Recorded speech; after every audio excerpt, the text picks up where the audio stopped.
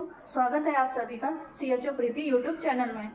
तो दोस्तों, आज की इस वीडियो में हम बात करने वाले हैं एक बहुत ही ज़रूरी टॉपिक में, आयुष्मान आरोग्य मंदिर में OPD रजिस्टर को सही तरीके से कैसे मेंटेन किया जाता है। क्योंकि अक्सर हमसे यही सवाल पूछा जाता है कि OPD रजिस्टर में क्या क्या लिखना होता है, क्या क्या भरा जाता है, कौन सा कॉलम कैसे भरें और एनकोर सुपरविज़न या इंस्पेक्शन के दौरान किन बातों का खास ध्यान रखना चाहिए। तो अगर आप कम्युनिटी हेल्थ ऑफिसर या ये वीडियो बहुत ही यूज़फुल होने वाला है, इसलिए वीडियो को अंत तक जरूर देखिएगा। चलिए शुरू करते हैं। तो दोस्तों, ये है OPD रजिस्टर और इसमें हम जो है डेली OPD के पेशेंट्स का रिकॉर्ड रखते हैं। तो चलिए हम आ जाते हैं। अभी तक इसमें मैंने एक पेशेंट का डाटा लिखा है। ज़्यादा जो पेशेंट्स हैं उनकी हम डिटेल शेयर नहीं कर सकते हैं इस तरीके से यूट्यूब पर पब्लिकली।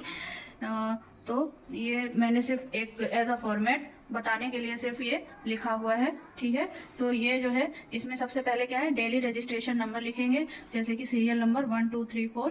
देन इसके बाद ओल्ड रजिस्ट्रेशन नंबर। अगर ये पेशेंट आपके पास पहले भी आया है तो आप जो है जो उसका ओल्ड रजिस्ट्रेशन नंबर है वही यहाँ पर लिखेंगे, और अगर न्यू पेशेंट है तो उसको एक नया रजिस्ट्रेशन नंबर देंगे, ठीक है। इसके बाद हम डेट लिखेंगे। देन इसके बाद पेशेंट का नाम और साथ में हम जो है स्पाउस नेम, फादर्स नेम भी लिख सकते हैं, ठीक है। कॉलम, क्योंकि कॉलम में काफ़ी जगह है इसलिए हम 2 लोग के नाम आ सकते हैं आराम से। देन इसका मोबाइल नंबर आता है। अगर पेशेंट को मोबाइल नंबर पता है तो मोबाइल नंबर लिखना है। इसके बाद एड्रेस, विलेज का नाम लिखना है। देन इसके बाद एज पेशेंट की कितनी है वो लिखनी है यहाँ पर। Then sex, male female. इसके बाद आ जाते हैं साइन एंड सिम्टम्स। पेशेंट को क्या प्रॉब्लम है, जो भी प्रॉब्लम है वो यहाँ पर लिखेंगे, जैसे कि मैंने फीवर और कॉमन कोल्ड लिखा है। इसके बाद ट्रीटमेंट में हम पेशेंट को जो टैबलेट्स प्रोवाइड कर रहे हैं वो यहाँ पर लिख देंगे, ठीक है। इसके बाद हम आ जाते हैं NCD नेगेटिव है या पॉजिटिव पेशेंट। अगर पेशेंट को शुगर है या हाइपरटेंशन का पेशेंट है या कोई कैंसर पेशेंट है तो उसका यहाँ पर NCD में हमें पॉजिटिव लिखना होगा। देन इसके बाद आ जाते हैं सस्पेक्टेड TB केस। अगर पेशेंट जो है सस्पेक्टेड TB केस के अंतर्गत आता है तो उसको हम यहाँ पर यस लिखेंगे, जैसे कि अगर पेशेंट का अगर पेशेंट का सैंपल कलेक्ट करके स्पूटम जांच के लिए भिजवाया है तो उसमें हम यस करेंगे, और अगर नहीं किया है तो नो कर देंगे, ठीक है। देन इसके बाद आ जाता है E-संजीवनी OPD। अगर E-संजीवनी OPD हुई है तो यस, अगर नहीं हुई है तो नो। अगर eSanjeevani.in से किया है तो यस, अगर नहीं किया है तो नो। देन इसके बाद रेफर टू हायर फैसिलिटी, मतलब पेशेंट को अगर आप रेफर कर रहे हैं तो यहाँ पर कौन से हायर फैसिलिटी में आपने पेशेंट को रेफर किया है वहाँ का नाम लिखा जाएगा, PSC का नाम लिखा जाएगा, ठीक है। तो दोस्तों, उम्मीद करती हूँ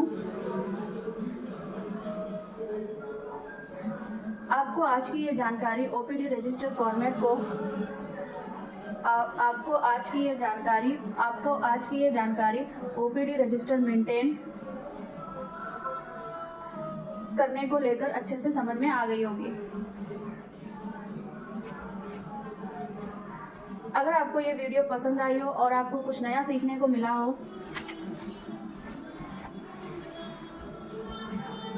तो वीडियो को लाइक जरूर करें और अपने बाकी सभी CHO साथियों के साथ वीडियो को शेयर करें।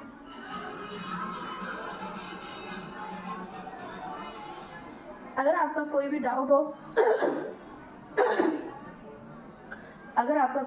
हो तो आप नीचे कमेंट बॉक्स में ज़रूर बताएं। अगर आपका कोई डाउट हो तो आप नीचे कमेंट बॉक्स में ज़रूर लिखिए। मैं पूरी कोशिश करूंगी आपके हर सवाल का जवाब दे सकूं।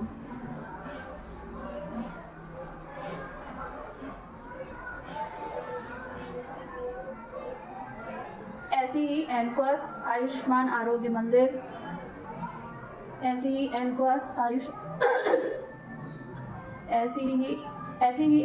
आयुष्मान आरोग्य मंदिर रजिस्टर्स, रिपोर्ट्स और फील्ड वर्क से जुड़ी जानकारी, ऐसी ही फील्ड वर्क से जुड़ी सच्ची और आसान जानकारी के लिए CHO प्रीति यूट्यूब चैनल को सब्सक्राइब करना बिल्कुल ना भूलें।